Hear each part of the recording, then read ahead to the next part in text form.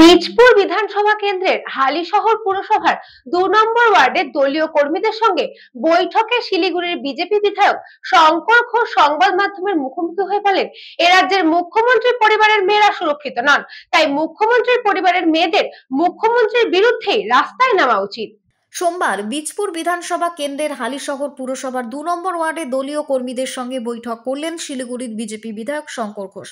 সংবাদ মাধ্যমের মুখোমুখি হয়ে তিনি বলেন, এই রাজ্যের মুখ্যমন্ত্রীর পরিবারের মেয়েরা কিন্তু সুরক্ষিত নন, তাই মুখ্যমন্ত্রীর পরিবারের মেয়েদের এই মুখ্যমন্ত্রীর বিরুদ্ধে রাস্তায় নামা উচিত।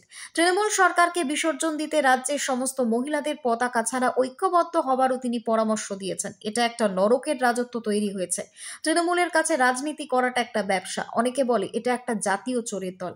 যারা এখনো পর্যন্ত তৃণমূলকে সমর্থন করেন তারা নিজের পরের প্রজন্মকে পশ্চিমবঙ্গ ছাড়া করবেন বলে পণ করেছেন। আর যদি মানুষকে থাকতে হয় তাহলে তৃণমূল কংগ্রেসকে এলাকা ছাড়া করতে হবে। বৈধ ভোটাররা যাতে থাকে তার জন্যই তো এসআইআর করা। তৃণমূল কংগ্রেসের এই নিয়ে মাথা ব্যথা হওয়ার কোনো কারণ ছিল না। রাজ্য সরকারের বাধা সত্ত্বেও এসআইআর হবে, আর বাধা দেওয়া মানেই সংবিধানকে বাধা দেওয়া। বলেছি যে এটা একটা নরকের রাজত্ব তৈরি হয়েছে। 2011 পরবর্তীতে পশ্চিমবঙ্গ এরকম অনেক ঘটনার সম্মুখীন হয়েছে, যেখানে ব্লাড ডোনেশন ক্যাম্প ভাঙচুর হয়েছে, লাইব্রেরির বই পোড়ানো হয়েছে। ফলে রিলিফ মেটেরিয়াল ডিস্ট্রিবিউশনের সময় মার খাওয়াটাতে আমি অন্তত আশ্চর্য বোধ করি না।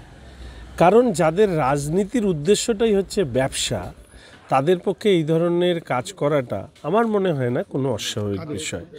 তৃণমূল কংগ্রেস শাসক দল এবং তাদের অত্যাচার, বিশেষ করে মাননীয় মুখ্যমন্ত্রী এবং তার পার্ষদরা এই রাজ্যে একটা লুটেরাদের রাজত্ব তৈরি করেছেন।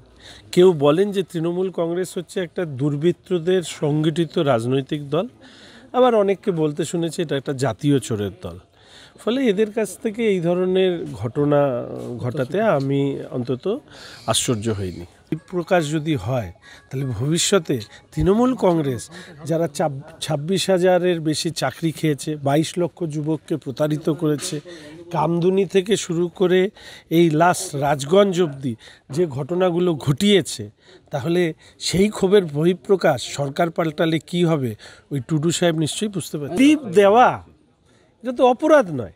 আমরা রিলিফ দিচ্ছি মানে বোমাবাজি করতে যাচ্ছি না তো, সিন্ডিকেট করে এলাকা দখল করতে যাচ্ছি না তো। আমি বলবো যে এই কাজগুলো করবার পরেও তৃণমূল কংগ্রেসকে যারা আজকের দিনে দাঁড়িয়েও সমর্থন করেন, তারা আসলে তাদের নিজের পরবর্তী প্রজন্মকে পশ্চিমবঙ্গ ছাড়া করবেন বলে পণ করেছেন।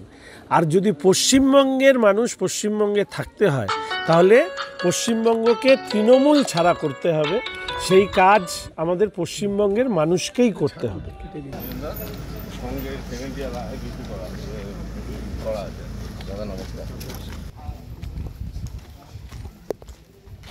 Bureau Report, News Bongo Time.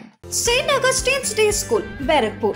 Success for every child. Admission open 2026 to 2027. Contact number 900793 4555.